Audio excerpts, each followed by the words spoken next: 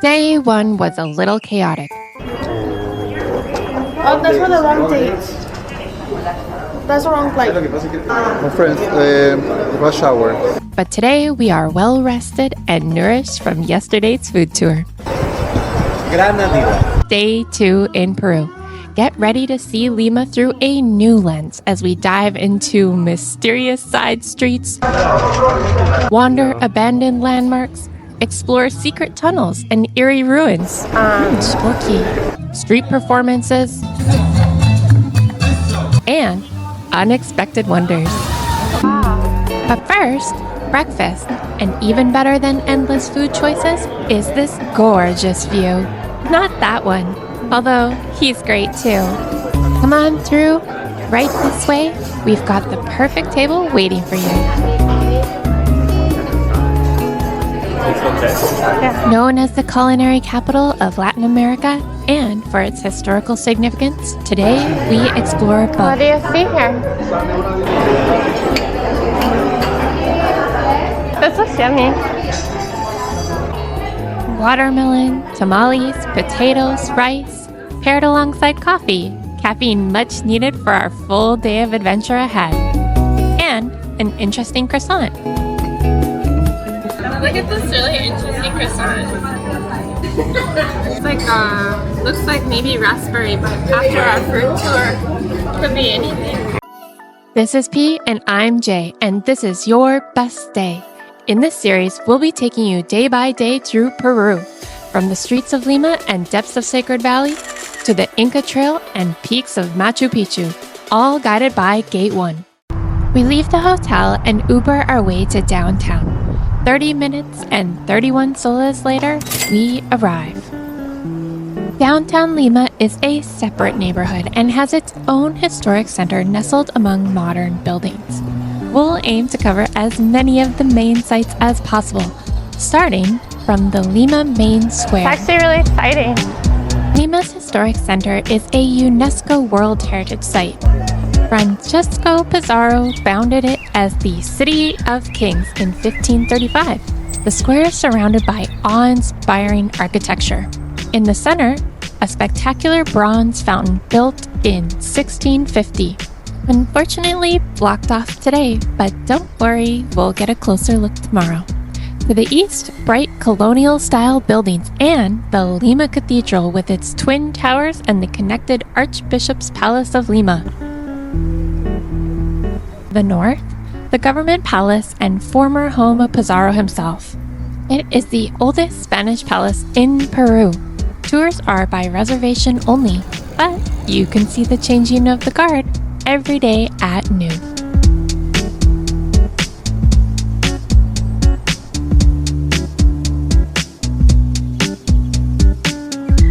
The cathedral is unmissable, so we begin our tour there.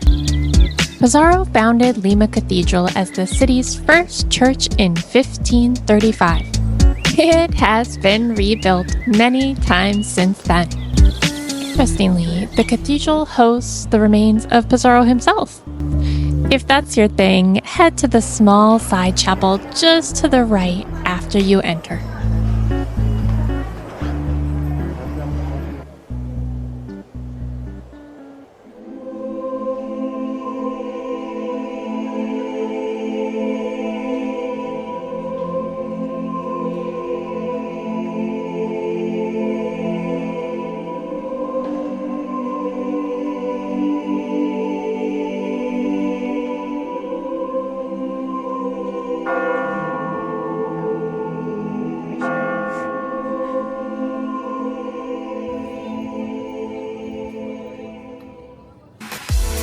We leave the square and walk alongside the government palace heading northeast, smiling at friendly sellers with local crafts, keychains, jewelry, and loads of llamas, admiring the greenery, flowers, and beautiful architecture.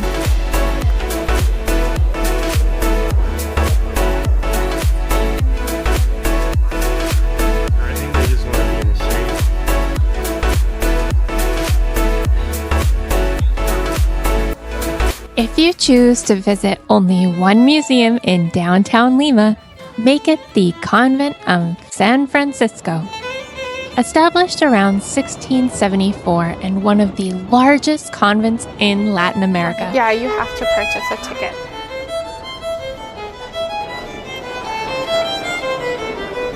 What makes this monastery worth visiting isn't its age, but the fact that it houses the remains of more than 70,000 people in its catacombs, which is morbidly fascinating.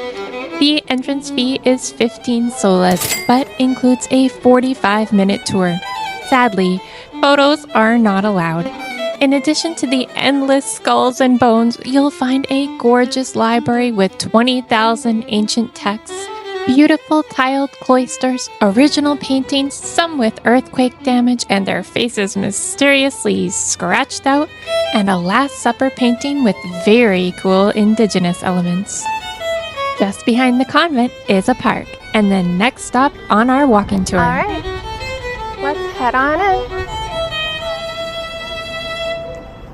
Here's a little map. While the park hosts many attractions, there are 3 main reasons for this stop. First, it is the best viewing spot of the famed hill Cerro San Cristobal. Standing tall around 400 meters, it is one of Lima's most photographed features, dotted with houses of many colors. A cross sits atop the hill. Illuminated at night, it can be seen from around Lima. Should you wish to plan a visit, be mindful of your safety and consider booking your visit with a reputable tour group. The second main reason for this stop, you can see the remains of a 17th century wall that once protected the city. And third, there is a pretty epic statue of Pizarro riding a horse, which inspires us to giddy up and gallop along to our next stop.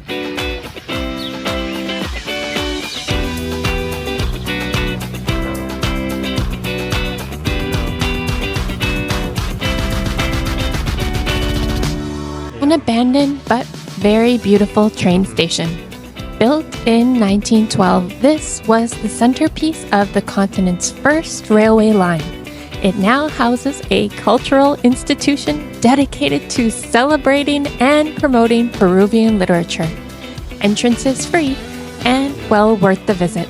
The building itself is an architectural gem, showcasing a blend of neoclassical and Republican styles thoughtfully adapted to serve a new purpose, with exhibition halls, a library, reading rooms, and event spaces. Just across the street is our next stop. Okay. Gracias. Wow, perfecto. This historic restaurant bar opened in 1905 by an Italian immigrant, and it is considered Lima's oldest bar. Only right, we stop in for a local beer and a mixed seafood ceviche.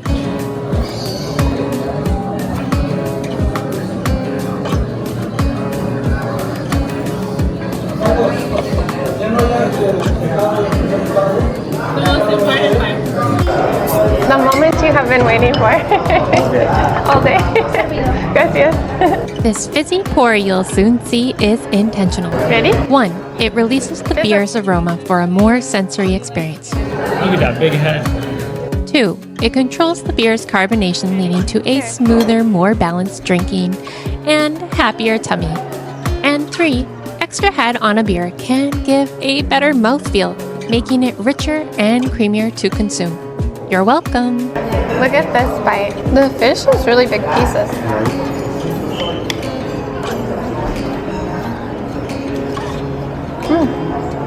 The flavor might be better than the other one. Onwards to another abandoned but now beautiful spot. An excavated 17th century colonial home once belonging to a Spanish merchant and his son, Ready? who was an early explorer of the west coast of Canada and beyond. Hola. entrance is 10 soles, and you can walk right through the excavation site. If you are interested, I can explain you a little about the museum. Sure. Go please to the kind of balcony over there. Okay. So, welcome. We are in the Bodega Quadra Museum. The name of this museum is because of the last name of the last family who lived here in the middle of the 18th century. No? From the entrance until that kind of balcony is the house. You can see two different levels here because we are closer to the river. It's behind that white building. So that's why this part of the city is hillside of the river. No? We have an inclination here. All this area was like the backyard of the house. The people keep here animals, food. Also, the horses were located here, and people who work for the owners of the house rested in this area. And of course, the owners, they live in this other side. With the pass of the time, the house suffered different damages. All this area was covered with different kind of material, because of the earthquake and garbage that people threw away. All this area was covered until 2006 when the municipality started a project. They wanted to restore the house, they start working there, and also the archaeologists start digging in this area and they found all these structures. Wow. And all this area show us how people built houses in 16th, 17th century, the material that they used. You can see the adobes, the bricks made of mud. The brown ones, and also the brick was the other material that came with the Spanish. Wow. And also they used stones that were taken from the river, especially for yard areas. In order to put together all the materials, they use a mix of water, sand, and lime. You can see the walls are very wide. They use art. There are some part of the characteristics at that time. Also, when archaeologists start digging here, they found pottery, china, and many other objects, and part of them were restored, and you can see part of them in the house. You can visit the first and second floor, and you can see some of this stuff. And also here you can see, in the second one, you can see the pictures, the before and after of this project. Oh, okay. And Bodega Quadra family was an important family. They were merchants. Tomás Bodega Quadra from Spain got married with Francisca de Mollinedo. He was born here. They got married and they had 8 children. The most important member of that family was Juan Francisco Bodega Quadra, and he was very important because he became a sailor and worked for the Spanish crown. And he made explorations and expeditions, and he reached Alaska, some parts of the United States. Also, he reached the island that we know now as Vancouver Island. Vancouver Island, yeah. Wow. Do you know? Yeah, wow. That's great. So that's why he's very important. A sailor, an important sailor in the 18th century. Okay, you can visit this area. You can use the stairs over there, and also you can visit the house, the first and second floor. It's hard to believe that all this was only discovered in 2006. Really makes you wonder what else could be hiding, just waiting to be discovered.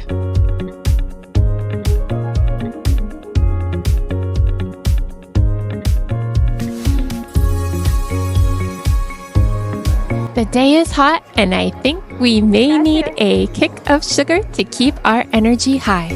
Welcome to the Chocolate Museum, Can you try this? where sampling is a must. What do you think? It's good. Yeah? Better than the chocolate we had on the flight. You like it? Yeah. Okay. Gracias. Big coca. This green powder you're seeing is coca, for example. Oh, wow. Gives you energy. That's why we call energy bar. Energy. Okay. Wow. Delicious. Different. Whoa. That's really different. Yeah. I don't think I've ever had anything quite like this. Wow. So this is coca leaf with No, this energy bar has also not only coca powder, has kiwicha, quinoa, canigua, maca, all Peruvian products, just one bar. If you want more those Peruvian products, it's over there. Wow. You want to try, you want to taste it. got it. Okay, perfect. Thank you. Interestingly, they offer more than just chocolate bars. Here you'll find liquors, teas, candles, soap, and more. Let's see what they got here. Speaking of liquor, we head next door to what sounds like another museum, Hola. Gracias. but is totally another bar. Known for excellent pisco, we go to the source at the Museum of Pisco on the same street, but closer to the plaza. Pisco is a type of brandy that originates from the wine-making regions of Peru and Chile. The name Pisco comes from the town of Pisco in Peru and is made by distilling fermented grape juice. Museum classics. Okay, maybe I'll come back to the museum classics. It's classical. Okay, this is a really big menu. Mocktails, experiences. You could do the whole Pisco tasting, Pisco sour making. Experience Peru, experience the museum. And merchandise. Gracias. It's beautiful. It smells really nice. Right? Yeah. Unlike other types of brandy, Pisco is distilled only once, which helps preserve the natural flavors and aromas of the grapes.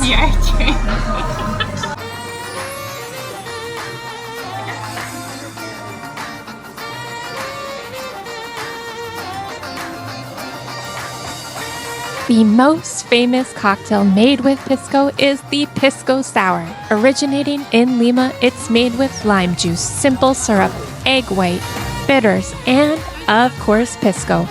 Frothy, balanced, refreshing, and delicious. There's a whole peppercorn in there. Is it really? Yeah. With a little Pisco pep in our step, we cut back through the main plaza, glancing one last time at the Lima Cathedral before heading west down a lovely little pedestrian street.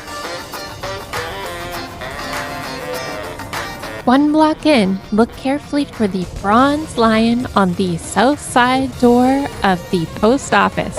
In the past, people could deposit letters into the lion's mouth. Today, I raise P's heart rate by feeding the lion our iPhone. Our next stop is considered to be one of the most historic religious sites in Lima.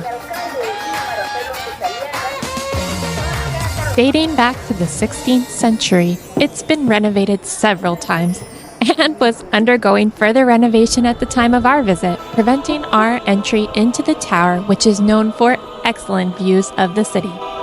Besides the tower, the Convent of Santo Domingo is a well-known burial place for 3 of Peru's most important saints.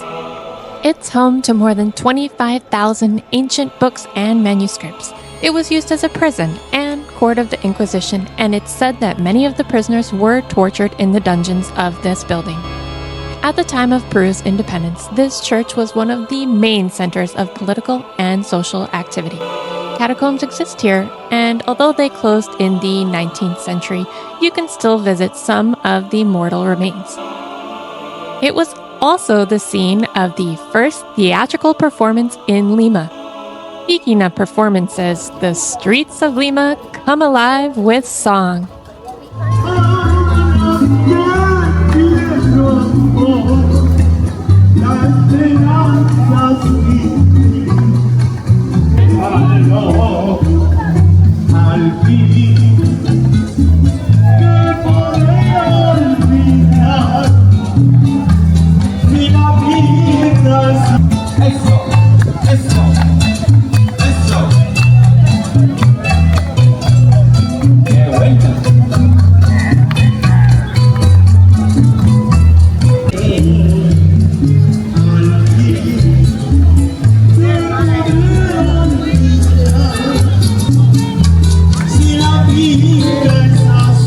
We wander 2 blocks south of the convent before heading east towards something big.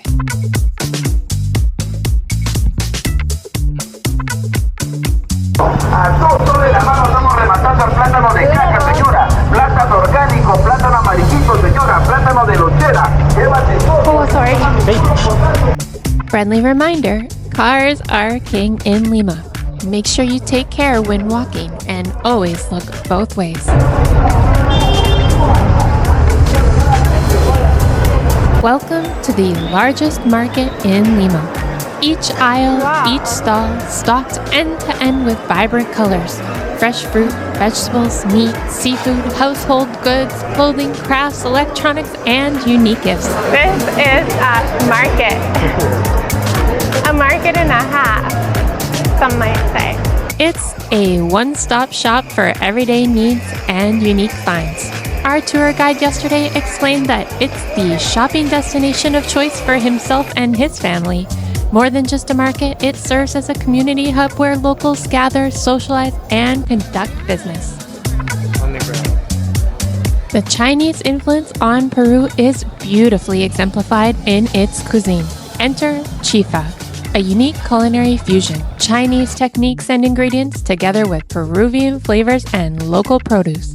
We rest our feet and nourish our soul at Chifa San Joy Lao, a well-known institution, one of the oldest and most iconic chifa restaurants in Lima. Breaded and fried duck, served alongside a sweet and tangy sauce. Like that? Yeah, do it again. Yeah. This is what we're doing actually, right? Yeah. There's so much sauce. Yeah. Is this what we're actually supposed to do? Yeah. Do you want this one too? Yeah, do it on this one. That's orange chicken. Oh, yeah.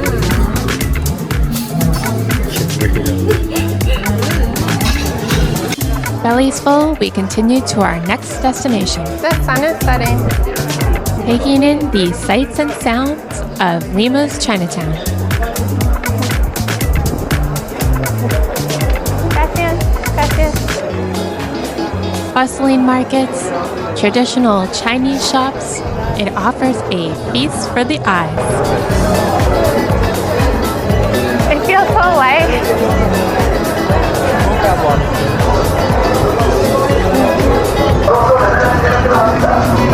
Is it all as good?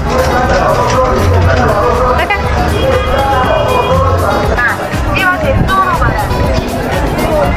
Lively, chaotic, sensory overload as cars honk and vendors call to potential customers.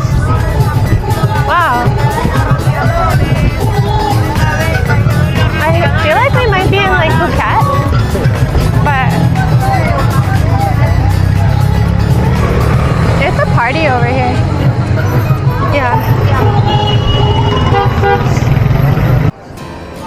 Oh, casino. As the sun sets, the streets flood with more people, searching for food, meeting with friends, visiting with family, en route to their next destination. That's where you're supposed to stop for us. Let's go sour as well. But I don't know how many you can have. Speaking of next destination, we walk 20 minutes to ours, Plaza San Martin. Through? This way. And then go over. Sure.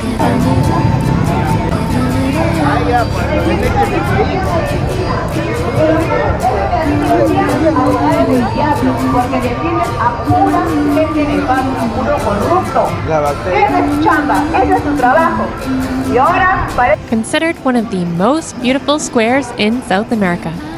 It was built for Peru's centennial celebration in 1921 with a monumental statue of the Argentinian liberator San Martin in the middle, and French-style neoclassical buildings all around.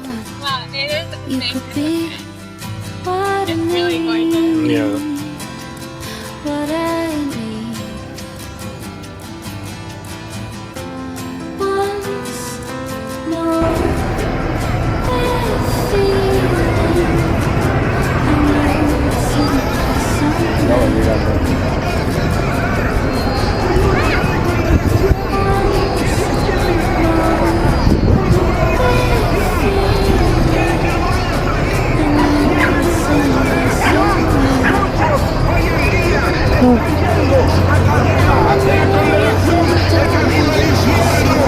I feel like with the sounds, it makes it like menacing, even though it's very beautiful. I think it's like the intensity of Yeah, like emotion. On the western side of the square is the city's most famous historical hotel. We'll revisit tomorrow. There's a special activity reserved for tonight we don't want to miss.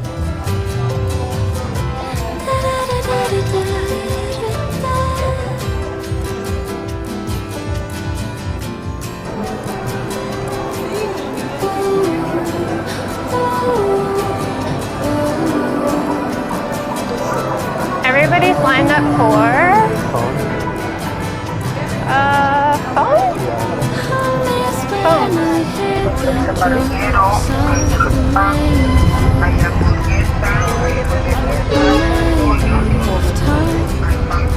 Is this our street to cross?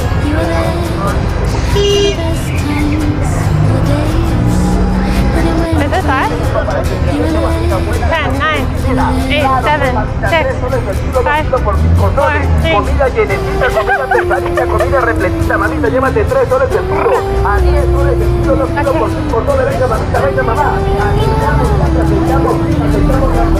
Lima is home to plenty of beautiful parks, and the Magic Water Circuit is no exception. Once you've finished your shopping, head to Reserve Park to witness an evening fountain and light show, offered 3 times nightly. This isn't your average dancing fountain spectacular. This one consists of lasers, holograms, tells stories about Peru's culture and history, and highlights local hotspots. It's seriously the coolest show, and the entrance fee is really affordable at just 4 soles per person. Is it starting yet?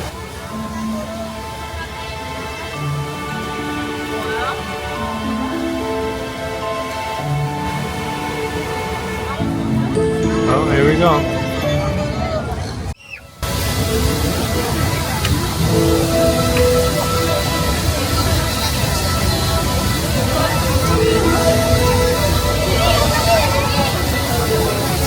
Wow, look at it, baby.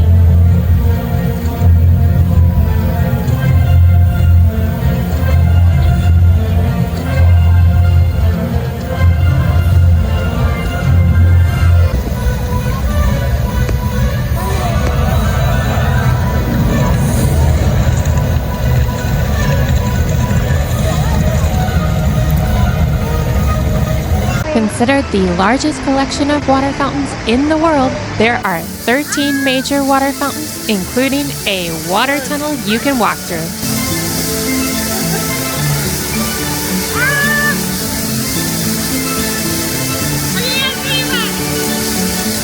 Right here's pretty bad.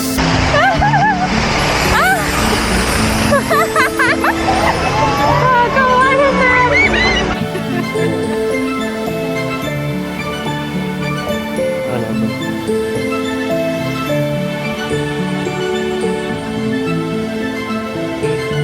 We try to make sense of day 2 in Peru. Chaotic or calm? Abandonment or historical? Menacing or passionate? Life in Lima is full of extremes. Where do you think you are right now? Even crossing the street could be considered risky and dangerous, or fun and adventurous. There's 2 sides to everything. It's all in how you look at it. But maybe you don't have to choose. It just is. And for 11 million people, it is home.